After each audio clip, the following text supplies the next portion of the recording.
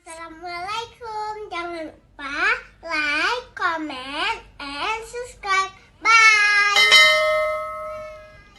Assalamualaikum warahmatullahi wabarakatuh. Alhamdulillahi rabbil alamin.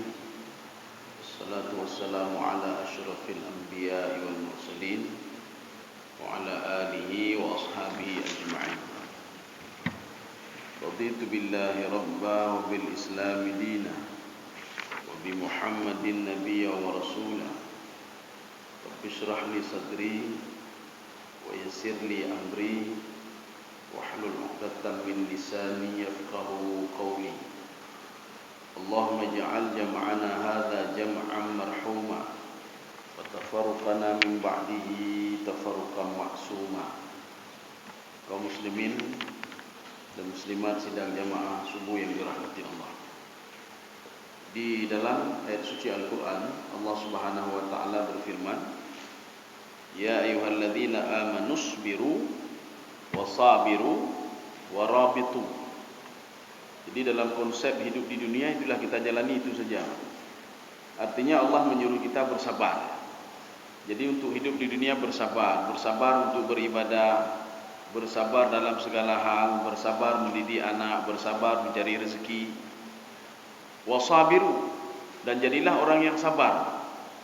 Jadi artinya nanti ketika meninggal hanali sabar apa? Nanti ketika di padang mahsyar hanali sabar apa? Sabar itulah di sini. Berarti kalau umur kita 60 tahun, 60 tahunlah kita bersabar. Wasabiru, dan jadilah orang yang bersabar. Warabitu. Rabitu ini berasal dari kalimat rabata yarbutu, ikatlah itu, supaya kita tetap sabar. Untuk mengikat supaya kita tetap sabar itu ada beberapa komponen. Salah satunya apa? Muhasabah, mujahadah, kemudian mu'atabah, kemudian ada muraqabah, kemudian ada musyahadah. Jadi pada kesempatan ini kita akan mengikat amal yang sudah kita buat. Kita menjadi orang yang bersabar. Artinya jangan sia-sia puasa kita, jangan sia-sia ibadah kita, tahajud kita, salat duha dan lain sebagainya. Artinya perlu diikat. Jadi mengikatnya itu dengan apa? Yang pertama yang akan kita pelajari sekarang ini adalah muhasabah. Sahabat itu mengatakan begini, hendaklah kalian itu 4 waktu. Ada 1 waktu untuk muhasabah. Ini 4 waktu ini apa ini? Dalam riwayat ini tidak disebutkan 4 waktu itu apa saja, tetapi yang disebutkan terakhir adalah muhasabah. Tapi di dalam kitab Taurat itu disebutkan keempat-empatnya. Hendaklah seorang itu memiliki 4 waktu ketika dia hidup di dunia. Yang pertama apa? Al-amal. Dia bekerja. 1. Artinya apa? Sedang bekerja, jangan pikir yang lain dulu. Ya, sedang bekerja, jangan pikir yang lain dulu. Kita sedang bekerja sudah pikir yang lain, makanya yang ini nggak selesai. Kalau sedang bekerja berarti pikir kerja saja, sudah. Termasuk ibadah. Kita sedang beribadah, jangan pikir yang lain dulu. Kita sedang bekerja, jangan pikir yang lain dulu. Ini yang pertama. Yang kedua, al-aklu wa syarab. Memikirkan makanan dan minuman. Ini ada dalam Taurat, tapi tidak disebutkan dalam riwayat ini. Yang di riwayat ini disebutkan 4 waktu, 1 waktu untuk muhasabah. Tapi dalam Taurat 4-empatnya disebutkan. Yang kedua itu makan minum. Ya, artinya apa? Kita fisik ya, memperhatikan fisik kita. Ketika seorang makan dan minum, baik fikirlah ini lah, ya Pak. Baik fikir ibadah, baik fikir dengar, baik fikir yang lain ya Pak. Yang fikir makan minum juga, ya nih. Kemudian yang ketiga, ada waktu untuk lil istirahat, untuk beristirahat. Makanya ketika seorang beristirahat, dia jangan pikir yang lain.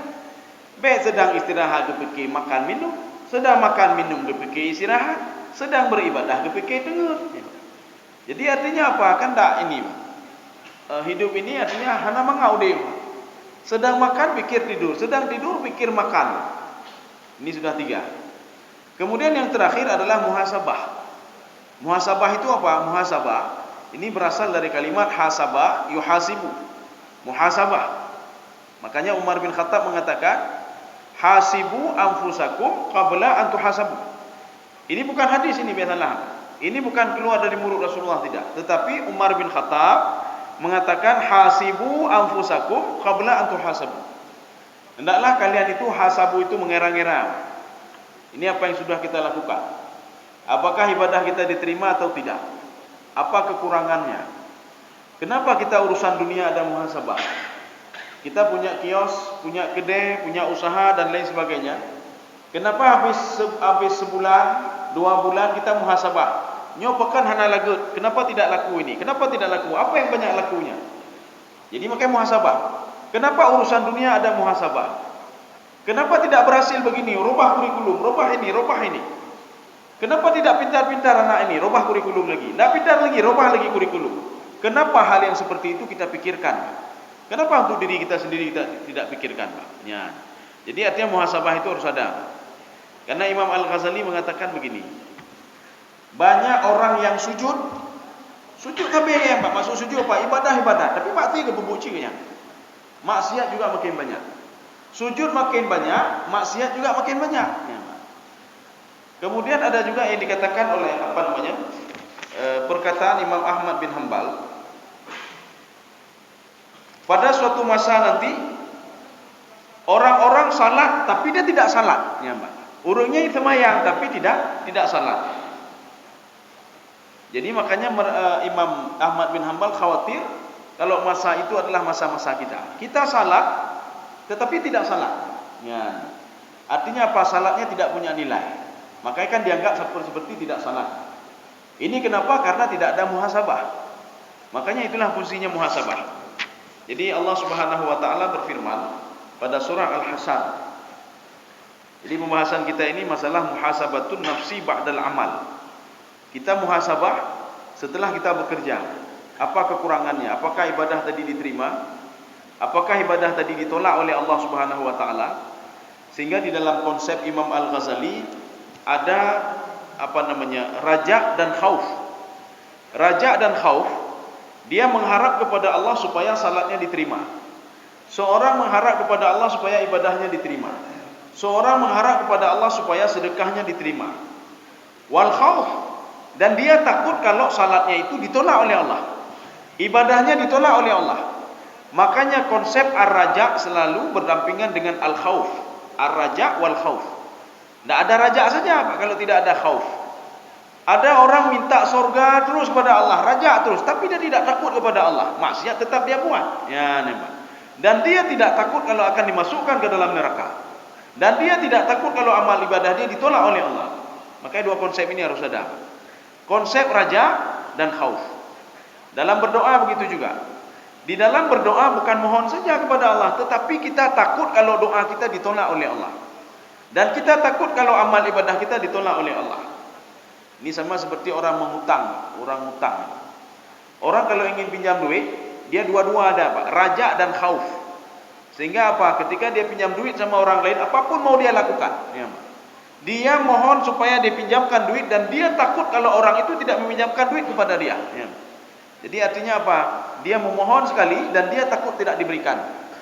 Coba konsep ini kita ketika berdoa kita lakukan konsep seperti ini. Ar-raja wal khauf. Ini firman Allah Subhanahu wa taala. Kita kembali kemari. Dalam surah Al-Hasyr ayat 18. Ya ayyuhalladzina amanu taqullaha wal tanzur nafsum ma qaddamat lihat. Wahai orang-orang yang beriman, bertakwalah kepada Allah. Karena tidak semua orang beriman itu bertakwa. Kenapa beriman itu tidak bertakwa? Iman itu dalam konsep Imam As-Sa'di, al-imanu bil qulub. Iman itu dengan hati, bukan dengan anggota tubuh. Orang yang tidak salah, tidak ini, dia sudah beriman kepada Allah. Dia yakin kepada Allah. Iman itu yakin dengan hati. Tetapi ya ayyuhalladzina amanu taqullah, orang yang bertakwa kepada Allah, yang sudah dia imani itu, maka dia lakukan dengan ibadah-ibadah. Dia beriman kepada Allah, kemudian dia beribadah. Ada orang yang beriman tapi tidak beribadah. Ada orang yang beriman dan dia beribadah kepada Allah. Inilah namanya amanu wa amilu salihah. Orang beriman dan beramal saleh. Ada orang beriman saja, yakin saja kepada Allah tapi tidak salat. Jadi dibuktikan dengan kita tanya kepada dia, yakin surga neraka? Yakin betul. Yakin kalau kita nanti ada alam lain selain dunia, alam barzakh, yakin. Yakin kalau orang yang tidak salat itu akan disiksa oleh Allah, dia yakin. Drone anda tumayang, anda tumayang. Dia tidak salat. Ketika dia mengatakan yakin kamu nanti seorang yang bersedekah itu dilipat gandakan pahalanya, yakin betul. Tapi yakin enggak kamu orang yang bakhil itu dibakar dalam neraka, yakin. Kamu ada bersedekah? Tidak. Artinya dia sebatas beriman saja tapi tidak beramal saleh. Maka yang kita kejarkan iman dan amal saleh, tidak beriman saja. Makanya Allah mengajak orang beriman untuk bertakwa kepada Allah. Kemudian yang kedua, wal tandur nafsum ma qaddamat lihat. Coba kamu introspeksi diri. Makanya seorang jangan bangga dulu dengan amal ibadahnya. Saya sudah ini, saya sudah lakukan ini, saya sudah ini, saya sudah itu. Sekarang kita lihat. Amal itu kalau ada indikasi riya, indikasi ujub, indikasi takabur, indikasi penyakit-penyakit hati, maka amal ibadah itu akan ditolak oleh Allah Subhanahu wa taala. Maka itulah fungsinya muhasabah. Wa hadhihi isyarah ila muhasabah. Ayat ini menunjukkan kepada pentingnya muhasabah. Jadi artinya jangan kita nanti ketika dibangkitkan di padang mahsyar, kita sudah banyak beribadah, tetapi ibadah kita nol. Kita beribadah, tetapi kita masih ngomongin orang lain.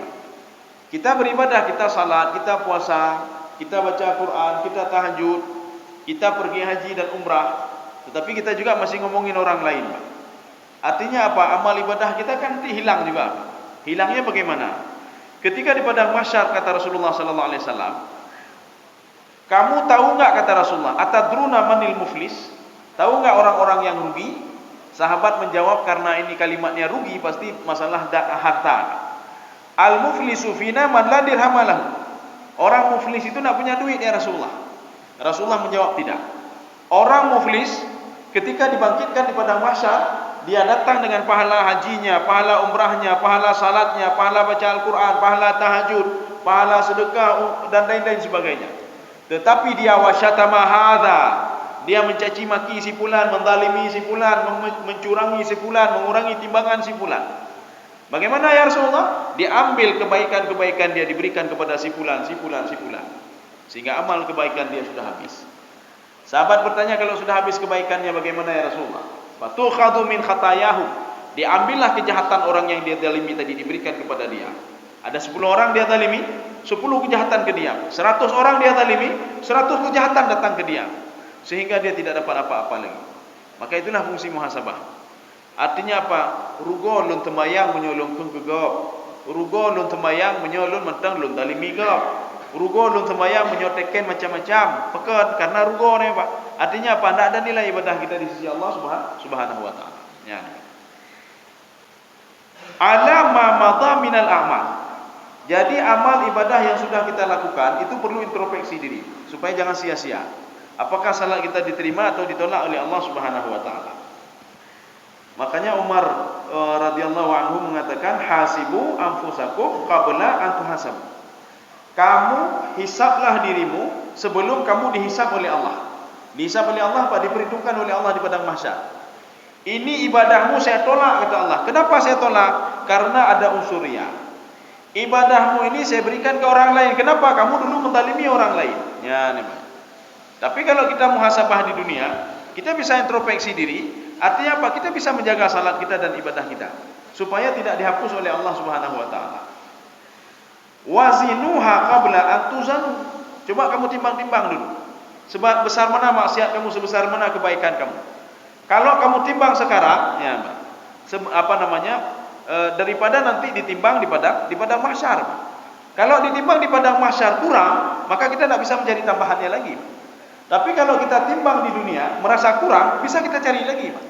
Menyo akhirah dapat mitali. Ya. Pada suatu hari, annahu alaihi salam jaa rajulun, ada seorang laki-laki mendatangi beliau. Ya. Jadi pada suatu hari tidak disebutkan nama laki-laki itu, yang jelas beliau ini mendatangi Rasulullah sallallahu alaihi wasallam. Apa kata laki-laki ini? Ya Rasulullah, ausini. Wahai Rasulullah, berikan wasiat kepadaku. Apa kata Rasulullah? Faqala mustausin anta? Betul kamu ingin mendengar wasiatku? Ya, kata Rasulullah. Faqala na'am. Jadi sahabat itu mengatakan, ya Rasulullah. Apa kata Rasulullah? Qala idza hammamta bi amrin fatadabbar akibataha. Kalau kamu ingin melakukan sesuatu, kamu pikir-pikir dulu akibatnya itu apa.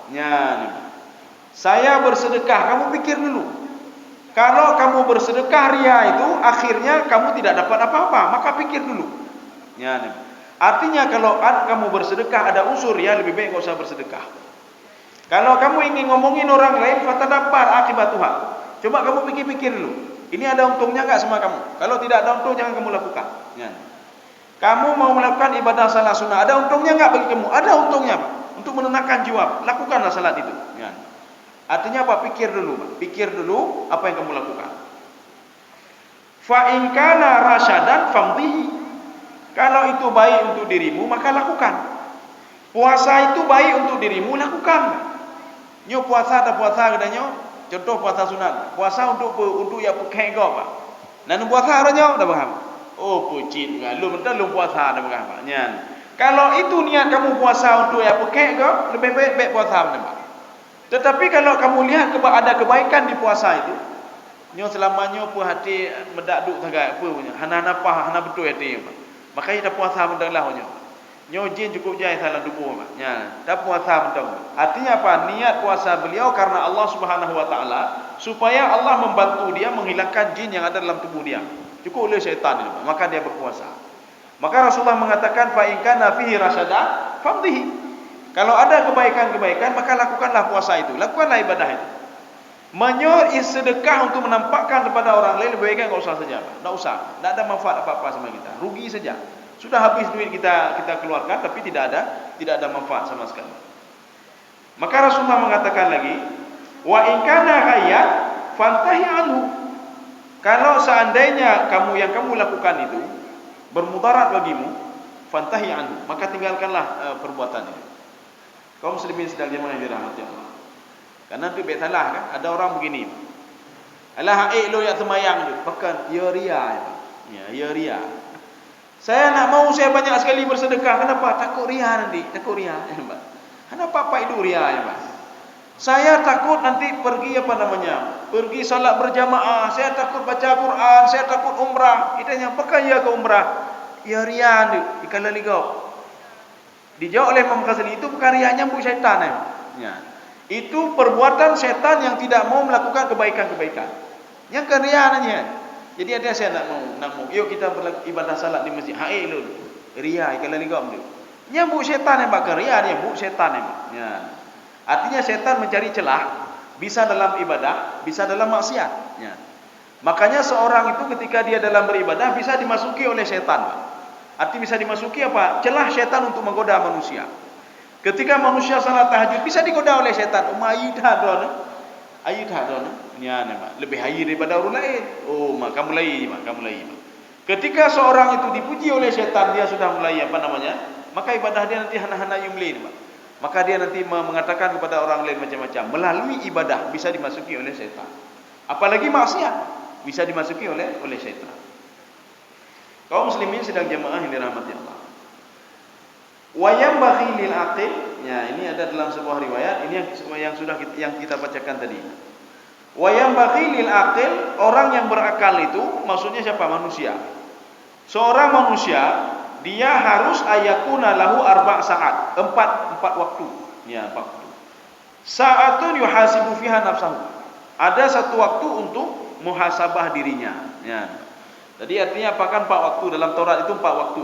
Waktu amal. Amal ini waktu bekerja, apakah itu urusan dunia, urusan akhirat. Tapi kalau versi Imam Ibnu Katsir hanale urusan dunia, Pak, mandum ke akhirat, Pak. Walaupun kita itu bekerja di kantor, mandum akhirat, Pak. Nuansanya akhirat. Bagaimana nuansanya akhirat? Ketika azan tak dengar azan tak jak semayang, ya, Pak. Ini artinya apa? But dunia tapi nuansanya akhirat. Kita jualan tapi kita tidak membohongi orang lain, Pak.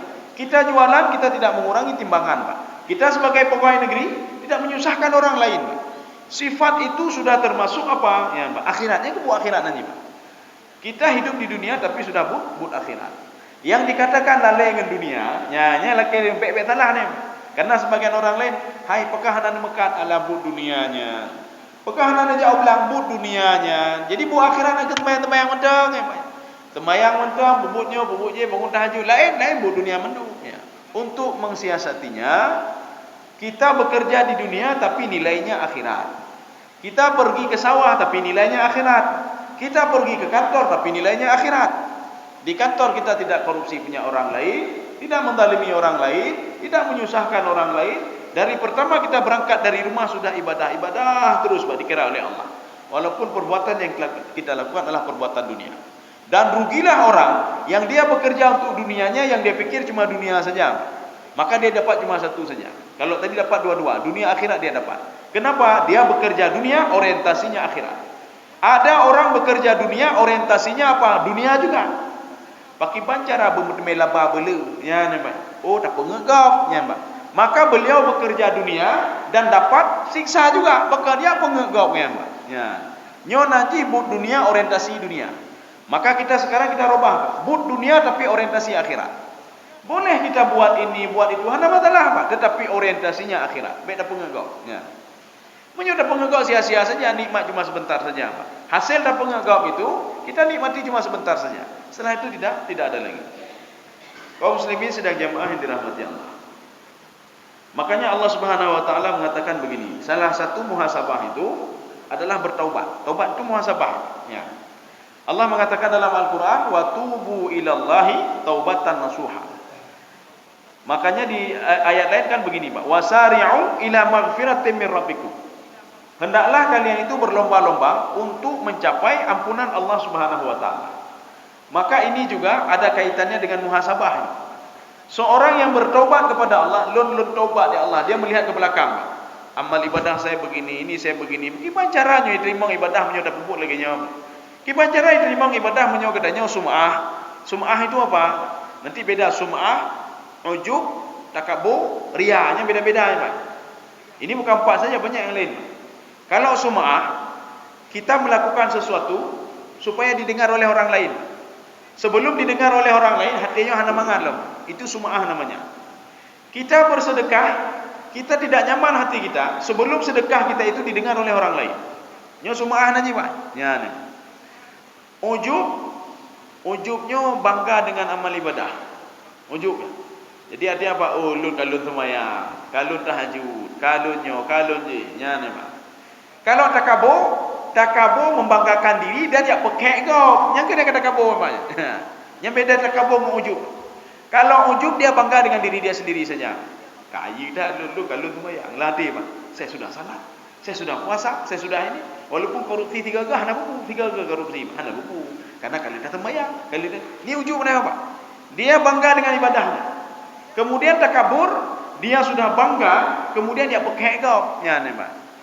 Oh, lo kalau bantu masjidnya, hana lu panena, dron panena nak bantu masjidnya, nak pekek kau ya, Pak. Ya pemalai kau, Pak. Nyo takabur nanti, Pak.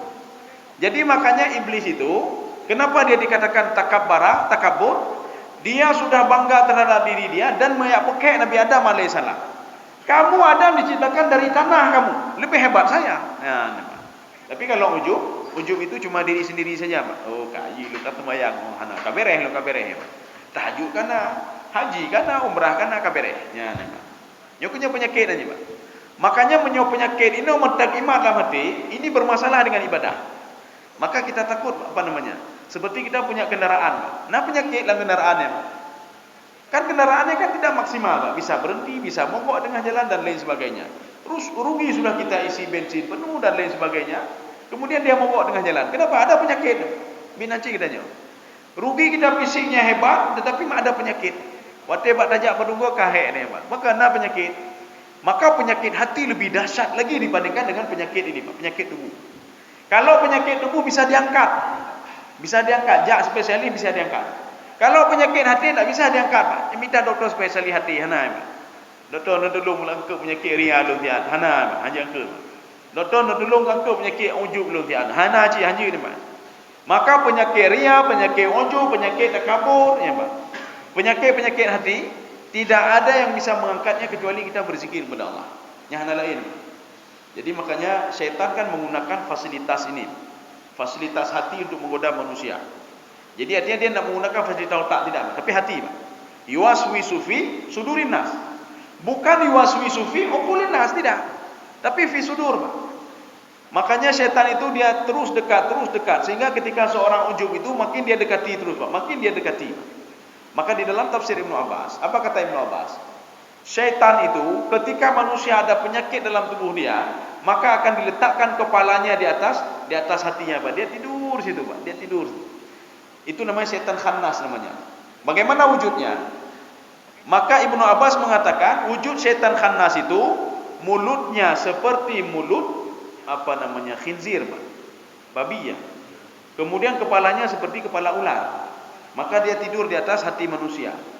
Ketika dia berzikir kepada Allah, fakharaja, dia cepat-cepat keluar, Pak. Dia takut sekali, Pak. Ketika hati itu teringat kepada Allah, dia cepat-cepat keluar. Besok dia lupa lagi, dia balik lagi, Pak. Kalau setiap hari kita biasakan diri untuk terus berzikir kepada Allah, untuk teringat kepada Allah, maka khannas tidak akan pernah masuk ke tubuh kita. Dan dia menunggu kapan kosong. Ketika kosong dia masuk. Maka jangan sampai dia membuat rumah nanti di sini, Pak. Pegang rumah ini, Pak. Menyukai pegang kos kahai cuma. Menyukai pegang kos, ya lah dia. Pegang kai pegang kos ya, Pak. Kai sewa ya, Pak. Sudah kemangat dengannya. Tetapi kalau seandainya setiap hari kita usir dia, memang dia selalu akan masuk. Tetapi paling enggak minimal kita sudah meminimalisir godaan khannas terhadap hati kita. Kaum muslimin sedang jemaah dirahmati Allah. Makanya Allah mengatakan di dalam surah An-Nur, "Wa tubu ilallahi jami'an ayyuhal mu'minun." Bertaubatlah kamu kepada Allah. Arti bertaubat apa? Taubat itu kalau di dalam bahasa Arab itu maknanya taba yatubu, ada yaudu, kembali. Kembali bagaimana? Manusia pada hakikatnya gek akai mendung, Pak. Mendung gek akai manusia. Kullu mauludin yuladu ala fitrah. Manusia yang dilahirkan itu dilahirkan dalam keadaan fitrah. Fitrah itu bagaimana maksud fitrah? Ada kecenderungan kebaikan, kecenderungan kejahatan dalam tubuh dia. Semua sama yang diberikan oleh Allah. Fitrah ini semuanya sama. Artinya apa? Manusia itu bersih, tidak ada apa-apanya. Cuma modal tadi diberikan oleh Allah. Nyo lunjuk modal, terserah kamu mau lakukan apa. Masih bersih, anak-anak itu masih bersih. Makanya di dalam tafsir Al-Baitawi, anak-anak orang kafir yang meninggal sebelum dia itu baligh, maka dia akan dibangkitkan oleh Allah Subhanahu wa taala di dalam surga. Tapi dalam catatan tanda kutip, bukan anak-anak yang sudah ini, tidak, yang belum baligh lagi. Artinya yang masih bersih hatinya. Mereka itu akan dimasukkan ke dalam surga. Ini dalam tafsir Al-Baitawi. Tapi sebagian mengatakan tidak, bukan mereka, tidak. Tetapi yang dimasukkan adalah anak-anak orang saleh yang belum baligh lagi. Kaum muslimin sedang jemaah yang dirahmati Allah. Untuk apa kita bertobat? Ini makanya taubat itu kembalinya. Kalau di dalam bahasa Ibrani itu hada yahudu. Hada itu kembali kepada fitrah manusia. Fitrah manusia tidak suka ngomongin orang lain, Pak. Fitrah manusia tidak hanarian lah pada hidup apa, Pak. Anak mereka hidup apa, Pak. Makanya doa anak kecil ini luar biasa istijabahnya, Pak. Ya. Maka ji kalau kita membantu anak-anak yatim, Pak, kita bantu anak yatim kan anak yang golong balik. Yang tempat ibu doa anak yatimnya, yang kau untung tok dia, Pak. Ibu doa anak yatim, Pak. Ya Allah, nu pejroh tengkunya, nu pejroh jihnya, Pak. Makanya disuruh, kenapa Rasulullah sallallahu alaihi wasallam ketika didatangi oleh seorang pemuda, "Ya Rasulullah, saya ini hati saya kok keras sekali ya Rasulullah. Gimana cara ya Rasulullah?" Apa kata Rasulullah? "Kamu ayomi anak yatim." Ya, Pak. "You ayomi anak yatim, Pak. Anak yatim ya ayomi, Pak." Sahabat ini tidak paham apa maksud perkataan Rasulullah tadi, Pak. Akhirnya dia lakukan saja, dia ayomi anak yatim. Akhirnya dia sebagai orang tua anak yatim. Anak yatim kan berdoa kepada Allah, ya, Pak. Dia ayah tidak ada lagi, ibunya tidak ada lagi. Akhirnya apa? Dia berdoa kepada orang yang bantu dia tadi, Pak. Setelah beberapa hari kemudian, pemuda ini mendatangi Rasulullah. "Ya Rasulullah, saya menjalani perubahan yang signifikan ya Rasulullah. Saya tidak tahu hati saya kenapa sekarang sudah berbeda dengan dulu ya Rasulullah." Ya, Pak. Kenapa? Kemungkinan dia mengayomi anak yatim dan anak yatim berdoa untuk dia demi kebaikan dia. Nyo artinya pun baik sampai katanya kalau lihat anak yatim makruk bukan anak yatim, Paknya dengkunya urung baki lagi, Pak. Urung kri ni, Pak. Jadi artinya baik sampai berdoa yang kan. Makanya anak yatim kalau sudah mengenal seseorang, deh muka adanya wadang ke bahagianya, Pak. Ya katok dengkunya lagi, ya Allah, alhamdulillah ya Allah. Alhamdulillah kalau naya, Pak. Kenapa? Kita sering memberikan sesuatu kepada dia. Nyo nak bocok tempat tu belah nyo belah ji. Kalau dia mendengar tenang ni, Pak. Kenapa? Karena orang tuanya tidak ada lagi. Sempat dia berdoa, untung katanya, Pak. Ya, Pak. Inilah yang Rasulullah katakan, bersihkan hatimu dengan mengayomi anak-anak yatim. Ya. Kaum muslimin sedang jemaah yang dirahmati Allah. La'allakum tuflihun. Mudah-mudahan kamu dapat kamu beruntung, kata Allah. Kalau kamu bertobat kamu beruntung. Tobat itu jangan salah. Kita sebagian mengatakan, keputar tobat nalun berzina lun apa Pak? Keputar tobat lun nalun meju. Keputar tobat lun nalun berjihad. Jadi artinya bertobat itu kita dari maksiat. Artinya apa? Menjalankan anggota tubuh ini tidak sesuai dengan fungsinya, itu maksiat namanya. Tangan ini untuk melakukan kebaikan-kebaikan, bukan untuk teken macam-macam. Kalau teken macam-macam berarti sudah maksiat tangan ini. Bagaimana caranya? Istighfarlah kepada Allah, minta maaf kepada Allah. Mulut ini dipergunakan pada fungsinya. Tapi kalau sudah melangkah dari fungsinya, maka dia sudah berbuat maksiat. Maka nanti ada maksiat tangan, maksiat mulut, maksiat perut, maksiat kaki. Kaki pergi ke tempat maksiat yang dilarang oleh Allah. Tangan itu dia melakukan suatu hal yang dilarang oleh Allah. Mata melakukan suatu hal yang dilarang oleh Allah Subhanahu wa taala. Makanya Allah tidak mau, apa kata Imam Ghazali? Allah tidak mungkin mengabulkan doa orang dengan mata ini dia melihat maksiat dan dengan mata ini dia menangis di depan Allah. Allah tidak mungkin mengabulkan doa seseorang dengan tangan ini dia menyakiti orang lain, dengan tangan ini dia mendalimi orang lain, dan dengan tangan ini dia menadahkan tangannya kepada Allah. Tidak mungkin, kata Imam Ghazali. Hanya mungkinnya. Makanya oleh karena itu, supaya doa dikabulkan oleh Allah, jaga fungsi tangan ini. Jangan pernah mendalimi orang lain. Kalaupun mendalimi orang lain, kan kita sudah berbuat maksiat. Beristighfarlah kepada Allah. Makanya Rasulullah SAW ada dalam beberapa riwayat yang berbeda.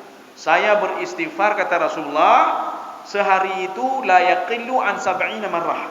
Tidak kurang dari 70. Di dalam hadis di sini yang dikutip oleh Imam Ghazali, tidak kurang dari mi'atu marrah, 100 kali. Maksud tidak kurang dari 100 kali, artinya apa? Bisa 200, bisa 500, bisa 1000, bisa lebih daripada 1000. Bagaimana istighfarnya Rasulullah? Istighfar Rasulullah lagi biasa, astaghfirullahaladzim, astaghfirullahaladzim, alladzi la ilaha illa huwal hayyul qayyum. Lalu berapa? Astaghfirullahaladzim. Atau kita bisa juga mengatakan doa begini, la ilaha illa anta subhanaka inni kuntu minadh dhalimin. Ini pengakuan dosa. Kalau tadi minta ampun, kemudian doa pengakuan dosa. Lun salah ya Allah, napa ampun lun ya Allah. Baik gara-gara kesalahan lun bacun bisa membatalkan semua amal ibadah saya. Saya tidak mau ya Allah. Ini istighfar. Tidak ada manusia tidak berbuat maksiat. Hanya manusia tidak berbuat maksiat. Jadi artinya apa? Taubat itu bukan untuk orang berzina saja. Pudah bertobat, pun berzina lun, pun salah lun, pun tobat dengan. Nabi Muhammad saja tidak salah apa? Hanya salah Nabi Muhammad. Tetapi Nabi Muhammad setiap hari bertobat kepada Allah. Beliau takut, ya kenapa beliau bertobat? Fungsi yang sudah diberikan oleh Allah ini disalahgunakan. Tangannya disalahgunakan, mulut disalahgunakan. Karena pada suatu hari Nabi Muhammad pernah begini, abasa wa tawalla, dia memalingkan mukanya sehingga ditegur oleh Allah Subhanahu wa taala. Maka ketika itu Nabi Muhammad beristighfar, ya Allah, ampun ya Allah. Sehingga apa? Ketika Nabi Muhammad SAW ketemu lagi dengan Ummu Maktum, apa kata Rasulullah pada Ummu Maktum? Wahai pemuda buta, gara-gara kamu saya ditegur oleh Allah Subhanahu wa taala. Ya. Jadi artinya apa? Setiap Rasulullah merasa kalau ada anggota tubuh ini sudah melanggar, artinya sudah keluar dari jalurnya, Rasulullah menganggap ini saya sudah berbuat maksiat. Binanci kita nyoba. Kalau sudah keluar jalur, seperti yang dikatakan di dalam kitab Al-Hikam yang dikarang oleh Ibnu Athaillah. Beliau mengatakan fungsi itu anggota tubuh kalau sudah keluar dari jalurnya maksiat. Hati kalau sudah keluar dari jalurnya maksiat. Ya. Hati itu kan untuk mengingat Allah, untuk empati kepada orang lain, untuk membantu orang lain dan lain sebagainya. Tetapi ketika hati dipergunakan fungsi untuk riya, ujub, kemudian untuk dengki sama orang lain, yang dengkinya lagi nyoba dengki, Pak. Hanya ada dengki kan? Tetapi dengki itu bisa memakan ini kita amal ibadah kita, Pak. Seperti api dalam sekam. Kita melihat biasa saja, tetapi di dalamnya sudah terbakar. Binanci hasad, Pak. Ya. Makanya ketika seorang hasad, dia sudah berbuat maksiat. Ketika dengki, dia sudah berbuat maksiat. Ketika riya, dia sudah berbuat maksiat. Maka hendaklah dia bertobat. La'allakum tuflihun. Tuflihun apa? Tuflihun itu bisa di dunia dan bisa di akhirat. Bisa juga dua-dua. Artinya beruntung. Beruntung kamu. Yang bertobat, beruntung kamu. Yang mempergunakan anggota tubuhnya sesuai dengan aku gariskan, beruntung dia, kata Allah. Yang mempergunakan hatinya sesuai dengan saya gariskan, beruntung dia, kata Allah Subhanahu wa taala. Kalimat beruntung itu muflihun. Di sini tuflihun, hilangkan satu-satu Pak. Tak itu tak tambahan, tak mutaraah namanya, hilangkan tak. Menjadi falahun. Hilangkan wawunya, ya Pak. Menjadi falaha. Hilangkan nunnya karena nun itu adalah nun tambahan, menjadi falaha. Falaha itu apa? Falahun, petani. Artinya apa? Supaya kamu seperti petani. Apa itu petani sebenarnya Pak? Ada apa dengan petani Pak? Petani itu modalnya sedikit. Gimana modal sedikit Pak? Dia cuma menanam 1 biji padi saja. Tetapi hasilnya apa? Tumbuh 7 sumbulan. Dari 7 itu muncul 100 menjadi 700. Modal dia 1 tapi 700. Begitulah kamu orang yang patuh dan taat kepadaku, modal kamu sedikit tetapi saya berikan pahala yang banyak, kata Allah Subhanahu wa taala. Seorang petani modalnya apa? Mangga, biji mangga 1 Pak. Ganyan gejak dia ulang pun getanam lebak mamplam sabo getanam. Getanam lagi sabo getanam. Modal dia 1 biji Pak, getanam sabo. Tetapi setelah beberapa tahun kemudian mangga ini berbuah setahun sampai 2 kali Pak. Ratusan buahnya buah. Modal dia cuma 1. Maka Allah katakan modal kamu 1 saja modalmu. Ya. 1 saja modalmu tapi hasilnya banyak sekali, luar biasa. Kaum muslimin sekalian yang dirahmati Allah. Kalau seandainya satu rakaat salat kita saja diterima oleh Allah, jangan bahagia saja 1 saja. Sekarang masalahnya diterima enggak salat kita, itu masalahnya. Kita bersedekah sedikit saja bersedekah, aman bedanya dari siksa neraka. Sebagaimana Rasul mengatakan, ittaqin nara walau bisyikkin tamrah. Neraka itu bisa padam dan kamu bisa ditolong dengan izin Allah Subhanahu wa taala dengan sedekah walaupun hanya secuil saja. Sekarang masalahnya, sedekah kita diterima atau enggak? Kalau sedekah kita diterima, banyak kali lebih dari aman ya Pak. Nyo mata rajin diterima, mana yang diterima nya mata tahajud. Kita tahajud, masalahnya tahajud kita diterima atau tidak oleh Allah. Kalau diterima aman mendung Pak. Nyo lagi urun pun aja. Lailatul Qadar. Ya. Kayaknya kejaga Lailatul Qadar tok kejaga. Nyo menyoka Lailatul Qadar lagi beribadah seribu bulan. Artinya apa? 1000 bulan 80 itu. Umur 50. Ya 80 itu. Kan lebih pahala. Masalahnya sekarang diterima enggak amal ibadahnya? Kalau diterima, jangankan 83 tahun setiap tahun dia salat berpuasa itu Lailatul Qadar double. Sekarang berapa tahun kita sudah puasa Ramadan? Ada enggak perubahan? Ya, hanya kata yang lain. Beda dengan yang dikir karena Lailatul Qadar 80 itu, dan kedua 80 itu, dan kedua 80 itu. Namun 20 tahun kita sudah beribadah kali 40 tahun kali 83 tahun kan cukup banyak sekali.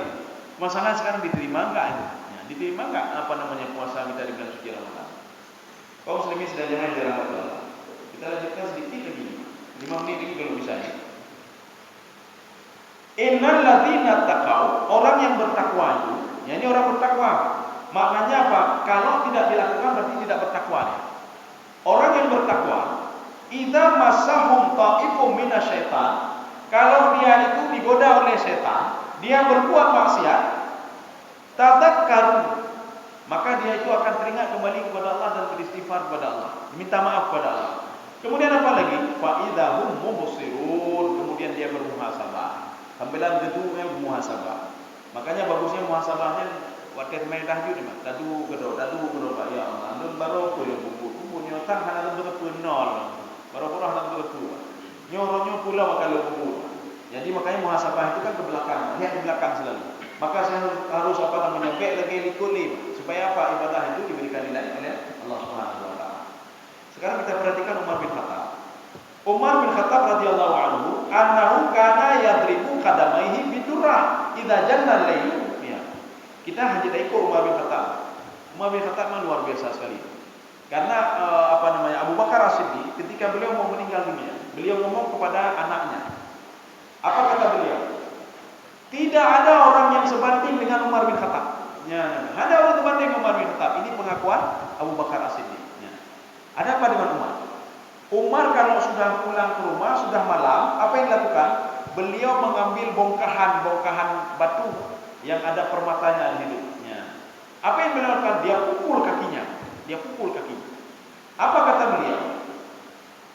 Mada amil taliyau nyoro kana pemul ram aki ipoh lebih baik ya. Supaya apa? Akio jadi pelajaran. Ini namanya muatabah. Ada seorang sahabat menyuruh katanya hai dah buku mah. Makanya level-level katanya ke level-level awam saja, level-level kita baru-baru ini. Ada sahabat ketika di azan kumandang salat, beliau sibuk dengan kebunnya. Rupanya setelah itu beliau ambil wudu dan balik. Rupanya masbuk beliau. Masbuk. Sampai di situ tanya oleh Rasulullah, "Kenapa kamu masbuk?" "Ya Rasulullah, sebab saya sibuk dengan ini ladang saya Rasulullah." "Bagaimana ini ya Rasulullah?" Apa kata sahabat ini? "Ya Rasulullah, begini saja ya Rasulullah. Kebun saya itu ya Rasulullah, saya infakkan semua ya Rasulullah." Tidak sebanding kata Rasulullah dengan kamu salat jemaah, tidak sebanding dengan kamu terlambat tadi. Nyemahan mandum ya Rasulullah, tidak sebanding juga. Menyehat, kalau seandainya kamu punya kebun seluas langit dan bumi, tidak sebanding juga kata Rasulullah SAW. Ya. Sampai-sampai sahabat menginfakkan itunya, kebunnya. Katanya berdengkur kata lah main jemaah. Pernah mungkin nyo kendaraan lu tu tengok handali kendaraan. Nyo lampu lu tengok handali lampu. Ya. Tapi sahabat berani berbuat seperti itu. Tapi kalau level kita belum berani lagi. Ya. Saya rasa cukup sekian. Ya. Jadi artinya inilah penting muhasabah. Makanya insyaallah pada pertemuan selanjutnya kita kan sudah muhasabah. Nanti ada beberapa lagi yang lain, muraqabah itu masuk juga nanti. Kemudian musyaratah. Kemudian ada lagi nanti mujahadah, ada mu'atabah. Jadi ini salah satu dari ya ayyuhalladzina amanu sabiru wasabiru warabitu. Rabitu itu ikat. Bagaimana cara mengikat amal ibadah? Dengan muhasabah. Kalau kita tidak muhasabah, kita tidak ikat ibadah. Seperti seorang dia mengambil barang-barang dagangannya diletakkan di atas keledainya. Kemudian lupa dia ikat. Ketika dia pergi sudah sampai tujuan, dia kata, "Oh, barangnya kakak ada harga. Apakah ada anak ikatnya?" Bagaimana cara mengikatnya? Dengan muhasabah yang pertama. Mudah-mudahan ada manfaatnya bagi saya sendiri dan jemaah sekalian. Subhanallah bihamdika, asyhadu an la ilaha illa anta, astaghfiruka wa atubu ilaik. Assalamualaikum warahmatullahi wabarakatuh.